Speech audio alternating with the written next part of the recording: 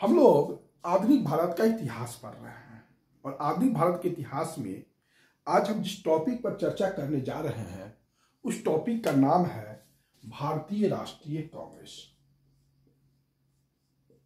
उस टॉपिक का क्या नाम है? भारतीय राष्ट्रीय कांग्रेस।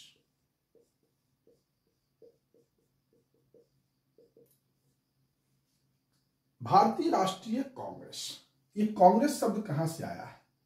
तो ये कांग्रेस शब्द आया है उत्तर अमेरिका से। यह कांग्रेस शब्द कहां से आया है? उत्तर अमेरिका से आया है। और कांग्रेस का अर्थ होता है लोगों का समूह। कांग्रेस का क्या अर्थ होता है? लोगों का समूह। भारतीय राष्ट्रीय कांग्रेस भारत की पहली अखिल भारतीय राजनीतिक संस्था थी। अखिल भारतीय राजनीतिक संस्था थी। अगर भारतीय राष्ट्रीय कांग्रेस से पहले कोई अखिल भारतीय संस्था थी तो वह संस्था था आपका सुरेंद्रनाथ बनर्जी और आनंद मोहन बोस ने नेशनल इंडियन एसोसिएशन का जो गठन किया था वही था आपका नेशनल एसोसिएशन।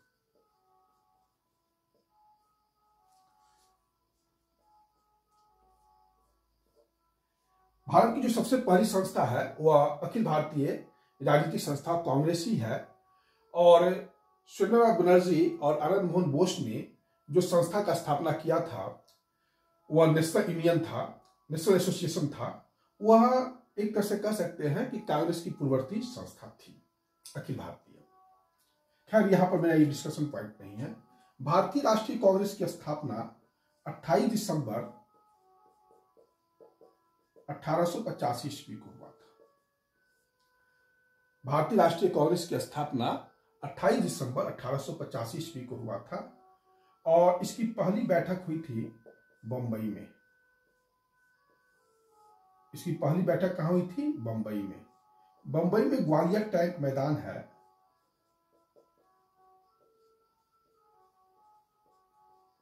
वहीं पर आपका गोकुलदास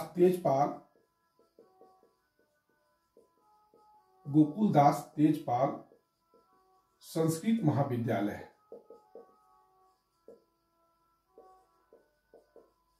वहीं पर दिन के 12 बजे से यह बैठक शुरू हुई और इसमें कुल भारत के विभिन्न क्षेत्रों से 72 प्रतिनिधियों ने भाग लिया। 72 प्रतिनिधियों ने भाग लिया। इनमें से 72 प्रतिनिधियों में सबसे ज्यादा वकील ही थे। और इसके भारतीय राष्ट्रीय कांग्रेस के जो बंबई में बैठक होने वाली थी वो पहले पूना में होने वाला था, लेकिन पूना में यह हो गया हैजा, तो फिर जो है बैठक जो है वह बंबई में हुई। इस बैठक की अध्यक्षता बंबई में जो भारतीय राष्ट्रीय कांग्रेस का पहला अधिवेशन हुआ उसकी अध्यक्षता गोमेश बनर्जी ने किया था। गोमेश बनर्जी ने किया था। ये कलकत्ता में इनका जन्म हुआ था और ये वकील थे पेशे से और कलकत्ता विश्वविद्यालय के पहले फेलो थे। कलकत्ता विश्वविद्यालय के यह पहला फेलो थे और कलकत्ता विधान परिषद के ये मेंबर भी थे। फिर भारतीय राष्ट्रीय कांग्रेस के अध्यक्ष बने और अंतिम में चले गए थे लंदन में चले गए थे जो है ब्रिटिश प्रिवी काउंसिल में प्रैक्टिस करने के लिए। ब्रिटिश प्रिवी काउंसिल में प्रैक्टिस करने के लिए ये लंदन चले गए। तो ये पहला जो भारतीय राष्ट्रीय कांग्रेस के बारे में कुछ सामान्य जानकारी है। इस प्रथम भारतीय राष्ट्रीय कांग्रेस की में जो है कुछ विशेष उद्देश्य थे, जो डिमांड थे भारतीय राष्ट्रीय कांग्रेस का।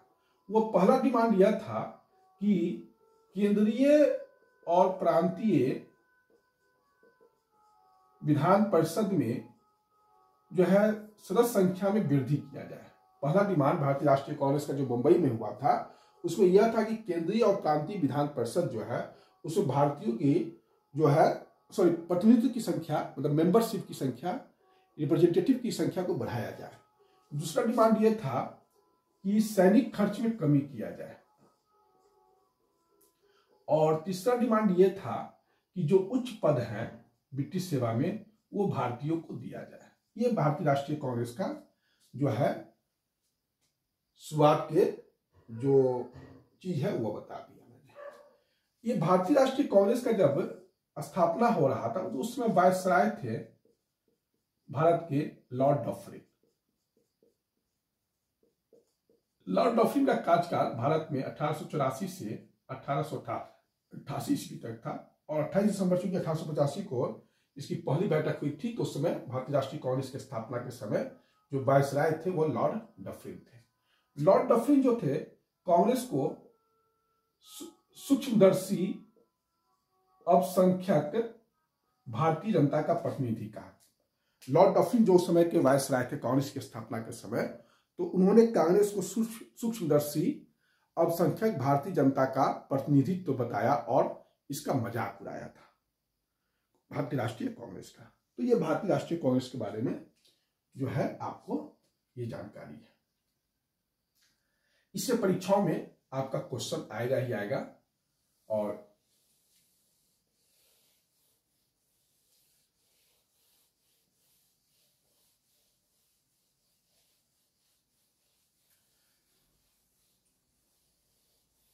अब है कि आखिर भारतीय राष्ट्रीय कांग्रेस की स्थापना कैसे हुई, इसका प्रोसेस थोड़ा सा जान लीजिए। तो भारतीय राष्ट्रीय कांग्रेस भारतीय राष्ट्रीय यूनियन या संघ, इसको पहले नाम था Indian national union. Indian national union को हिंदी में कहा गया भारतीय राष्ट्रीय संघ। भारतीय राष्ट्रीय कांग्रेस का जो पहले वाला नाम था वो भारतीय राष्ट्रीय संघ था और इसकी स्थापना 1884 ईस्वी में एक स्कॉटलैंड के निवासी थे और स्कॉटलैंड के निवासी थे एलन ऑक्टेवियन ह्यूम। इनका शॉर्ट नाम है A.O. ह्यूम। 1884 ईस्वी में स्कॉटलैंड के निवासी एलन ऑक्टेवियन ह्यूम, जिनका संक्षिप्त नाम A.O. ह्यूम है, ने 1884 ईस्वी में भारतीय राष्ट्रीय संघ का स्थापना किया या इंडियन नेशनल यूनियन का स्थापना किया। इन्होंने सबसे पहले 5 दिसंबर 1885 को हिंदू पत्रिका में पहली बार सार्वजनिक रूप से भारतीय राष्ट्रीय संघ की स्थापना का जो है विचार प्रस्तुत किया। लेकिन दादा भाई नौरोजी के कहने पर भारतीय राष्ट्रीय संघ का नाम जो है बदलकर वो भारतीय राष्ट्रीय कांग्रेस कर दिया गया। भारतीय राष्ट्रीय कांग्रेस कर दिया गया और इसकी पहली बैठक मैंने आपको बताया ही है 28 दिसंबर 1885 को बंबई में हुआ था। बाकी चीज तो मैंने चर्चा कर ही दिया है। और बंबई में कहाँ हुआ ये सब तो हो ही गया। पहले पुणे में होना था जहां हैजा आ गया, तो अंतिम समय में इसका समय बंबई कर दिया गया। अब हम एलन ऑक्टेवियन ह्यूम के बारे में कुछ जानते हैं। पहला चीज कि यह स्कॉटलैंड के जो है निवासी थे। स्कॉटलैंड इंग्लैंड में। ये भारत में आए थे। बंगाल सिविल सेवा में इनका चयन हुआ था। 1849 में ये काम करना शुरू किए बंगाल ब्रिटिश सेवा में। भारत के विभिन्न पोस्ट पर रहे, लेकिन ये थोड़ा सा उदारवादी विचार के थे। इन्होंने जो है पीपुल फ्रेंड नामक एक पत्रिका का प्रकाशन किया। पीपुल फ्रेंड नामक पत्रिका का प्रकाशन किया।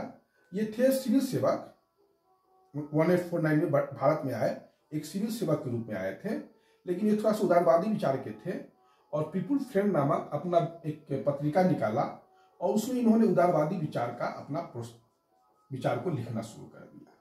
इस कारण से 1882 ईस्वी में इनको नौकरी से त्याग पत्र देना पड़ा। नौकरी से त्याग पत्र देना पड़ा, या दोनों में समझौता हो गया होगा था कि आप नौकरी से अब छोड़ दीजिए, तो इन्होंने नौकरी छोड़ दिया।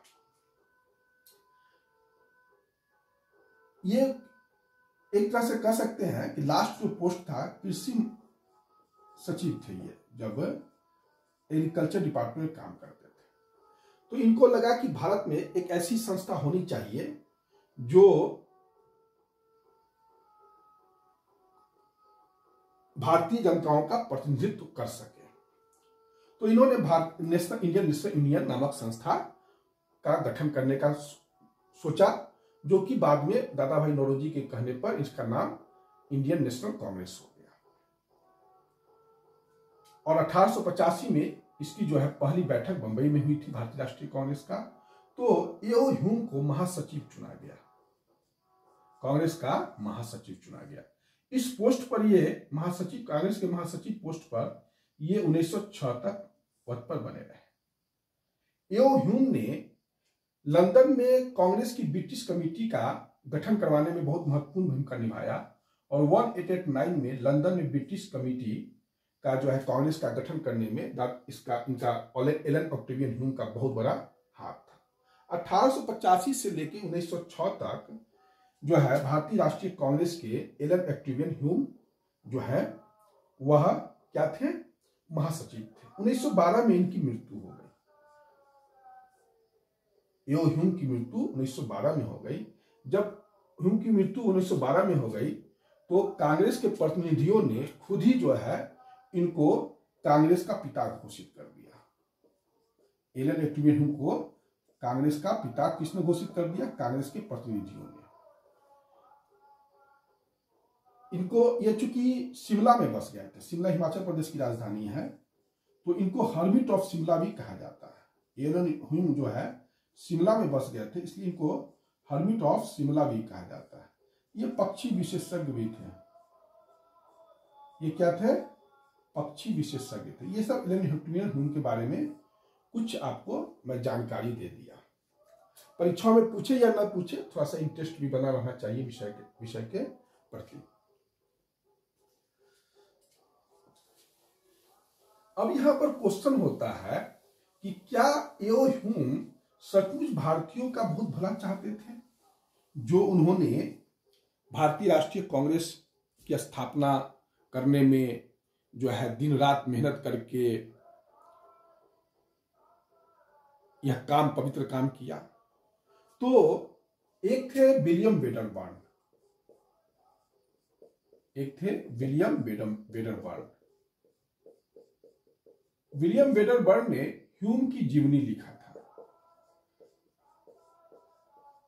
ह्यूम की जीवनी लिखा था, और इस किताब में उन्होंने भारतीय राष्ट्रीय कांग्रेस की स्थापना का जो उद्देश्य बताया विलियम वेडरबर्न ने, कि यह जो है कांग्रेस की स्थापना इसलिए की है कि सेफ्टी वॉल्व के रूप में, सेफ्टी वॉल्व, इसको सुरक्षा निकास भी कह सकते हैं,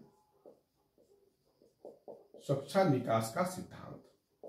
इस सिद्धांत के द्वारा विलियम वेडरबर्न ने यह कहना चाहा कि ह्यूम भारतीय राष्ट्रीय कांग्रेस की स्थापना इसलिए की है कि भारतीय जनता में जो असंतोष पनप रहा है वो भारतीय राष्ट्रीय कांग्रेस के माध्यम से जो है ब्रिटेन की सरकार के पास या यहाँ की वायसराय के पास पहुंचे, और वो उसको त्वरित कार्रवाई करते हुए उस असंतोष के कारणों को ही समाप्त कर दे।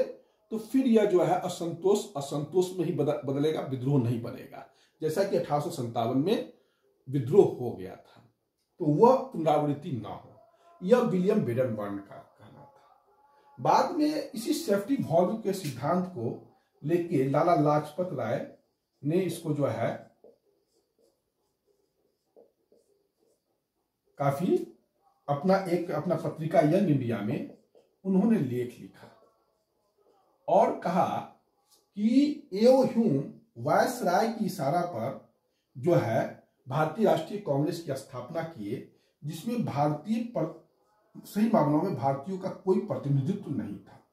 और इसके द्वारा यह यंग इंडिया के द्वारा लाला लाजपत राय ने सेफ्टी वॉल्व के सिद्धांत का समर्थन भी किया, और साथ में यह भी जो उस समय कांग्रेस पर नरम दल के नेता का जो कब्जा था उस पर जो है एक तरह से प्रहार किया।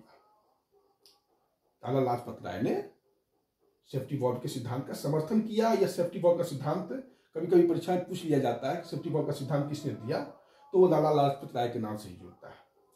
कहानी यही है, लेकिन यह कहना बहुत सही है, क्योंकि यह सही है कि भारतीय राष्ट्रीय कांग्रेस को स्थापना करने में एक विदेशी एओ ह्यूम का हाथ था। लेकिन कहीं भी यह देखने से नहीं लगता है कि ह्यूम जो थे डफरिन की इशारा पर काम कर रहे थे। उल्टे डफरिन जो था कांग्रेस के प्रति असहिष्णु भी था और भारतीय जनता, सूक्ष्मदर्शी जनता का इसको प्रतिनिधित्व बताता था कांग्रेस को। उसके बाद कुछ कांग्रेस के नेताओं ने लाला लाजपत राय के विचार के खिलाफ जो है तड़ित चालक का सिद्धांत दिया। तड़ित चालक का सिद्धांत दिया। इस तड़ित चालक का सिद्धांत गोपाल कृष्ण गोखले के दस्तावेजों को बनाया गया और तड़ित चालक के सिद्धांत वालों का कहना था कि एओ ह्यूम ने भारतीय नेताओं का उतना उपयोग किया हो या न किया हो, लेकिन शुरुआत में जो भारतीय राष्ट्रवाद पनप रहा था उसका उपयोग भारतीय नेताओं ने ह्यूम का बहुत अच्छा तरीके से उपयोग किया और जो ब्रिटिश को विभाजन होना पड़ता, संदेह का शिकार होना पड़ता, कांग्रेस को समाप्त भी किया जा सकता था, उससे जो है भारतीय नेताओं ने उस मैटर में ह्यूम का उपयोग किया। कहने का मेरा सारांश यह है कि ह्यूम उतना ज्यादा भारतीय नेताओं का उपयोग नहीं कर सके, उससे ज्यादा भारतीय नेताओं ने ह्यूम का उपयोग किया और जो ब्रिटिश को विभाजन का शिकार होना पड़ता भारतीय राष्ट्रीय कांग्रेस को अपने शुरुआती काल में, उससे यह बच गए। यही है तड़ित चालक का सिद्धांत। खैर, यह दोनों सिद्धांत की अपनी सीमाएं परिसीमाएं हैं। एक थे रजनी पामदत्त।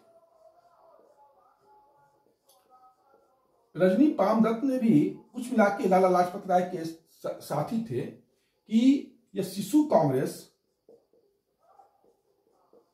जो है ब्रिटेन की जो भारत में साम्राज्य है उसको छिन्न-भिन्न होने से बचाना था। तो कहीं ना कहीं रजनी पामदत्त भी लाला लाजपत राय के विचार से ही सहमत है।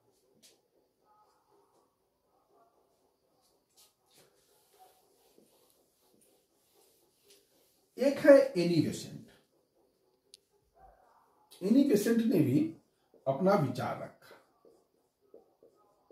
एनी बेसेंट का कहना था कि कुल मिला के 17 भारतीय प्रतिनिधियों ने, कुल मिला के भारतीय राष्ट्रीय कांग्रेस की 17 भारतीय प्रतिनिधियों ने और एक विदेशी एलन एक्टिव ह्यूम ने मातृभूमि की रक्षा का वचन लिया।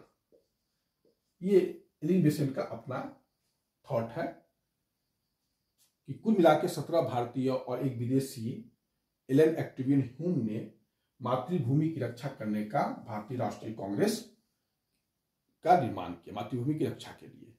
तो ये एनी बेसेंट का अपना स्टेटमेंट है।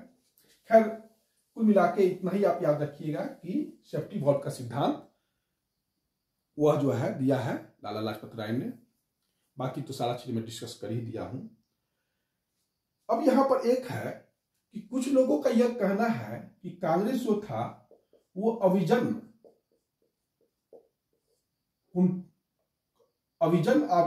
उद्देश्यों की पूर्ति के लिए बनाया गया था। अविजन हम बता देते हैं क्या है। अविजन उद्देश्यों की पूर्ति के लिए बनाया गया था। अविजन का यहां पर कहने का अर्थ है कि शिक्षित वर्ग, शिक्षित वर्ग में हुए वकील हुए, पत्रकार हुए, यही सब थे उसमें, ज्यादा शिक्षित वर्ग हुए। तो इन लोगों को नौकरी चाहिए था, सत्ता चाहिए था, नौकरी चाहिए था, सत्ता चाहिए था, जो मिल नहीं रहा था। तो ये लोग कुंठित हो गए और कुंठित हो गए तो इन लोगों ने भारतीय राष्ट्रीय कांग्रेस में अपना के मंच पर अपना एक अच्छा अवसर पाया। और ये जो है शिक्षित वर्ग, अभिजन वर्ग जो थे उस समय समाज के, उन्होंने कांग्रेस में अपना जो है अपनी कुंठित इच्छाओं की पूर्ति के लिए जो है इसको एक अपना मंच बना लिया। कुछ मायने में यह सही हो सकता है, हम इस बात से इनकार नहीं करेंगे कि इस तरह का आरोप लगाना शुरुआती चरणों में गलत होगा पूर्णतः, लेकिन यह पूर्णतः सही भी नहीं है। कारण यह है कि ये नेता, जो शुरुआती नेता थे, वो देशभक्ति की भावना से ओतप्रोत थे, देशभक्ति की भावना से ओतप्रोत थे। और इन्होंने विचारों को जो है फैलाया। तो इस सामान्यीकरण करना कि नहीं ये सब जो है कुंठित थे, अभिजन थे, अपनी महत्वाकांक्षा की पूर्ति के लिए कांग्रेस का इस्तेमाल किए, तो इसका सामान्यीकरण करना ठीक नहीं है। कहीं ना कहीं ये देशभक्ति की भावना से ये पूर्ण थे और आधुनिक विचारों को ये जो है जन जन तक फैलाया। और कहीं ना कहीं इस पवित्र भावना को उपेक्षा नहीं करना चाहिए हम लोगों को कि इन आरंभिक कांग्रेस नेताओं ने ही भारत के लाखों करोड़ों में राष्ट्रीय चेतना का प्रसार किया। तो यही है भारतीय राष्ट्रीय कांग्रेस की जो है आज का क्लास। अब हम आगे जो भारतीय राष्ट्रीय कांग्रेस के साथ कुछ और भी हम आपको क्लास डिस्कस करेंगे। ठीक है, आज का क्लास इतना ही। धन्यवाद।